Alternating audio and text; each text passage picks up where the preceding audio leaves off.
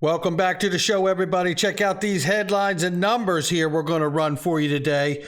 We're going to talk about this. Forbes calling for Gary Gensler to resign, ladies and gentlemen. We got the head of research from Uphold on why R3's DTCC is quietly massive. You're going to want that. And we got a new Ripple commercial, which is telling you where the pitch is, baby. It's countries. Somebody roll that beautiful intro.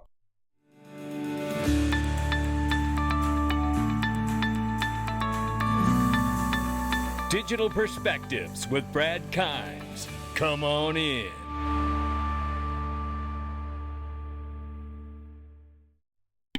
Welcome back to the show, everybody. You can follow us on TikTok, YouTube, Twitter, and Facebook for exclusive content. Right now, $1.088 trillion is where the market cap is. Ladies and gentlemen, CoinPeprika is bringing us the numbers. Make sure you download the app there. Bitcoin is $21,675 and change. Ethereum, $1,700 plus. And we see XRP at the number 7 spot right now, 34 cents. Let's care for what we call progress, but I think we're going to see some before we get out of here today. But pay attention to the whole space. Mt. Gox, the huge collapse that went on back in the day, if you remember. And if you don't want to remember because it was awful. It was an exchange and it collapsed and most of the money's gone. However, Mt. Gox payouts will begin August 28th, says Kendra Hill. But according to this article that Kendra Hill shared here, it does not give a date on when that payout is. So I did a little searching and tried to find the most recent thing that I could find. And it was an article that I covered not long ago, which suggests that some reports suggest that creditors could receive payments from August 21. And that is like not happened yet. Right now, I did see another article that I covered not long ago that suggested September maybe of this year, but I couldn't find that again to bring it up. So we don't know exactly, or at least I couldn't find exactly when all of this Bitcoin will be released. But what I can tell you, just coming back to this, we're talking about an enormous amount of Bitcoin being released here. More than 8.5 billion in Bitcoin could be distributed in time.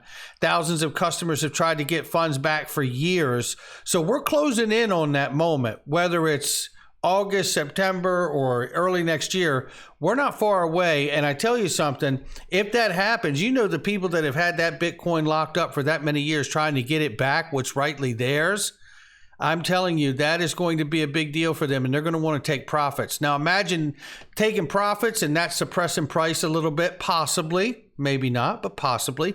But then also factor in the issue with USD Tether. And this is why I tell you guys, I'm glad that these advertisements are up here, but don't click the link on these because I got the best deal you're ever going to want for Ledger. I got a special link underneath the video right now for Ledgers and Ledger Nano S Plus and Ledger Nano X, like you see right here. And you'll get the best deal if you click the link underneath the video. I'll put it there for you. This article came out from Forbes from Rosalind Layton, and she has been on top of every aspect of this crypto space and the SEC versus Ripple case from the very start. You are a true warrior of truth, Rosalind Layton, and we thank you for your continued coverage. We're going to get into this. It is absolutely fire, and I'm going to give you the best parts of it, right? Let's go ahead and get into this now. 1 second here. Let me open this article. Here it is right here. Okay, so this is what I want you to have out of this because it also deals with the fact that Gary Gensler has pushed the agency, the SEC, to deal with environmental social governance issues also. But then it goes on, and 1 second, let me clear that off. Okay, my apologies. I had to sign in to my Forbes account. So at the end of the day, you know, he's been big at the SEC trying to squeeze in environmental social governance known as ESG orthodoxy as well, which really should fall in the neighborhood of the Environmental Protection Agency if it's going to fall anywhere. But he also weaponized the SEC's war on crypto, as we all know. But you need to know what Rosalind Layton says in this article here. The SEC has not developed forthright policy on cryptocurrency. Congress has not instructed it to do so. And commissioners have never voted on a position, but Gensler nonetheless urges startups to come in and talk to us about getting registered. The agency's Freedom of Information Act, FOIA, office flippantly rejects investors' good faith requests for clarity of information. Gensler thumbs his nose at Congress, which I almost wonder, does he thumb his nose at Congress, or does he privately in back channels have their approval that they're going to turn a blind eye while he does their bidding? It is his party that's in office, by the way.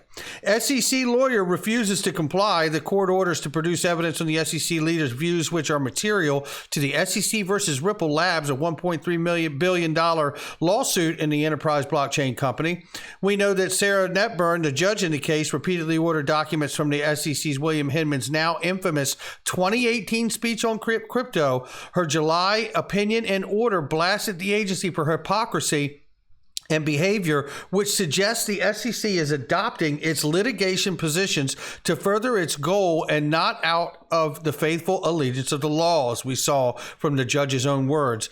The SEC's pattern of regulation enforcement has obliterated the hope for U.S. leadership in the financial innovation in cryptocurrency and opportunities for new investors. The SEC's 2-year litigation against Ripple has spooked innovators and discredited the agency in the eyes of consumers and investors, whom by law it is supposed to protect.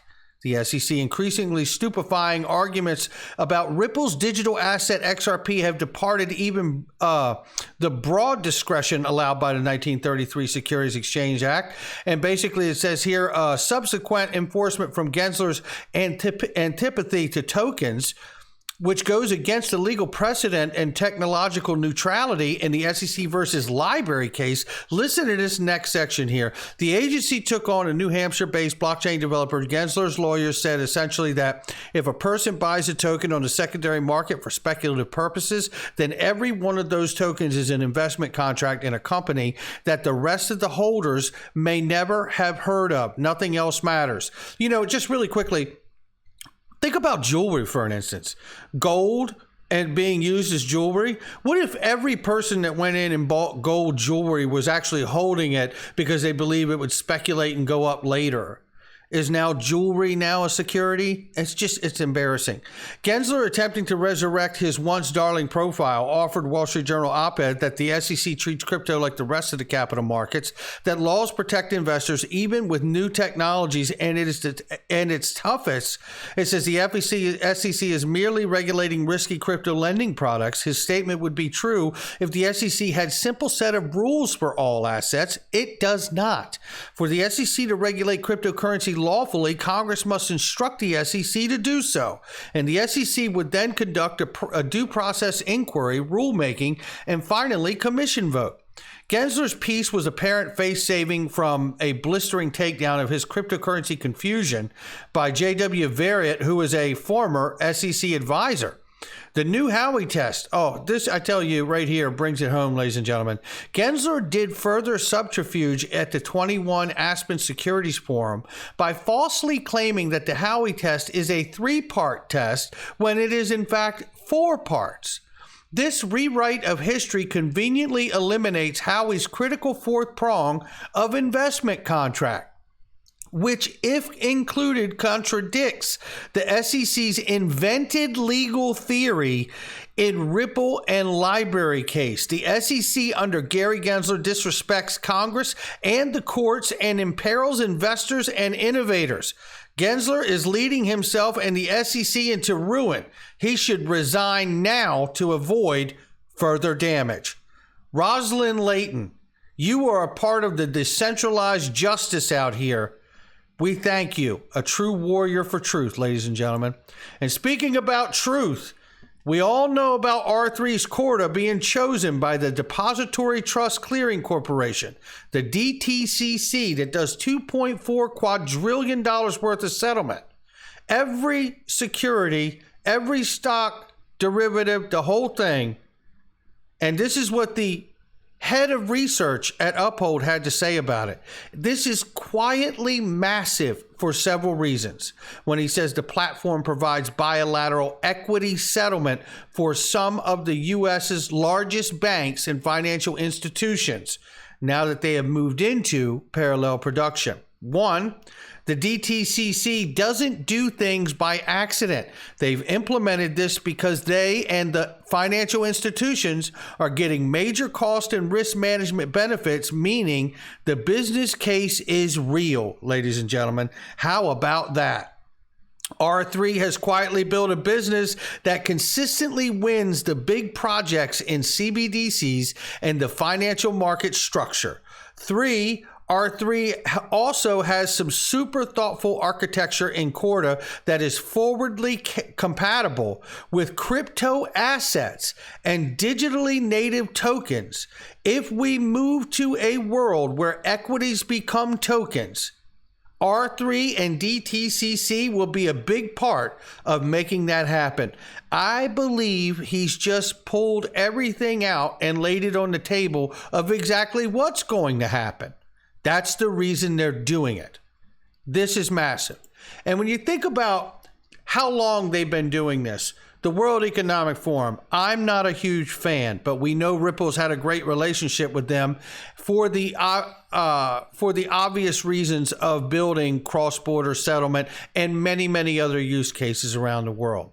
But when you remember we covered this back in January of 2020 here, the Policymaker Toolkit, which showed on page 17, most relevant for wholesale CBDC, which is really back in what we're hearing talked about with DTCC, whether it's CBDCs or derivatives and securities being used for settlement, all of it's back end wholesale, and it all ties into a massive macro conversation here that XRP has been cited as JP Morgan and Swift GPI initiative that works in a manner designed for inter and intrabank payments and settlement. This to me is extremely exciting. Then we move to this. We move to this newest commercial here, video for central bank digital currencies joining the world to the XRP ledger. It is remarkable what you're about to see here. And they are pitching to not just people, but to countries. Take a listen.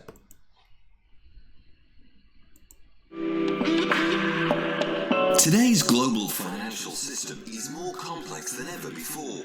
Yet as the world's economies grow, the infrastructure they rely on needs to evolve. Every nation has its own independent monetary policy and regulatory standards. But with varying system access and legacy technology, the world's financial infrastructure can seem overwhelming. At Ripple, we enable governments and central banks around the world to create new, high-performance financial infrastructures built on blockchain technology. The governments and banks, right? Governments and central banks. I mean, it's amazing. Just listen to that again right there. To create new, high-performance financial infrastructures built on blockchain technology. More specifically, we help governments build and launch central bank digital currencies, or CBDCs. That is remarkable, ladies and gentlemen. They are national currencies powered by modern technology that is secure, centralized, and scalable. And these CBDCs will enable central banks to implement their monetary policies in more efficient and effective ways. The Ripple team brings a wealth of expertise to every new CBDC solution, working with hundreds of financial institutions, policymakers, and regulators. Our solutions facilitate billions of dollars in cross-border payments around the Remarkable globe. what they're doing. CBDC solution is based upon one of the most reliable, sustainable, and open source blockchain protocols, the XRP Ledger, XRPL. The XRP Ledger technology is perfect for CBDC blockchain applications. It's fast with transactions completing 2 to 3 seconds. It's easily customizable and programmable. It's reliable, having closed over 72 million ledgers since 2012. The ledger's native functionality for issuing digital currencies 72 million. reduces the need for bespoke programming and reduces risk. Finally, the technology is sustainable as one of the first carbon-neutral blockchains. Each pilot is completely customizable and shaped to the needs of the central bank by an expert team. Here's how it works. Each nation's CBDC is hosted on a private version of the XRP Ledger. Access by participants is granted by the administrator and fully secure. Using Ripple's CBDC solution, the central bank has full control over supply, allowing them to increase supply or redeem it. And through a standard API and multiple SDKs, integration into existing systems is simplified and suitable for traditional and non-traditional participants. Additionally, the central bank can issue other assets and allow participants like commercial banks to do so. The central bank can also authorize who holds the currency on the ledger, whether that's held directly by consumers or through commercial banks. How about that? Typically settle in seconds compared to days, making CBDCs suitable for use cases like retail point of sale. This can open the door for real-time salary payments and collection of tax at point of sale, which gets funds to an institution or a consumer faster while eliminating debt risks. CBDC data is fully controlled and auditable by a central bank, allowing for its analysis in support of monetary policy. And the data maintains transaction privacy while still allowing for regulators to monitor for criminal activities. Finally, a Ripple-designed CBDC can provide a means to bridge disparate currencies through XRP. Its inherent interoperability can allow for connection with other central bank ledgers for efficient cross-asset and cross-border transactions. This can be done with cross-issuance, using XRP as a bridge currency or via cross-ledger communication protocols. This reduces the risk that institutions are forced to accept when transacting across multiple networks or currencies in the current system. The creation of a CBDC provides powerful benefits to the economy and people of an adopting central bank.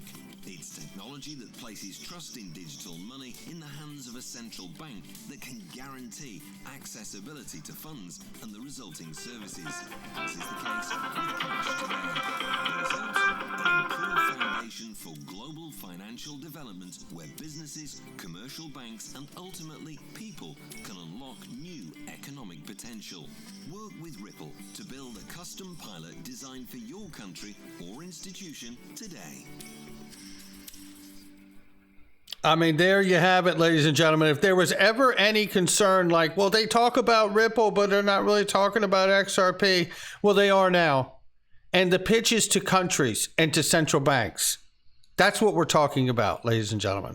And when I think of that, and I'm not trying to be an alarmist, but you have to ask yourself, when this case is over, how much more of this are you going to be able to get? Especially when it's at a discounted rate right now.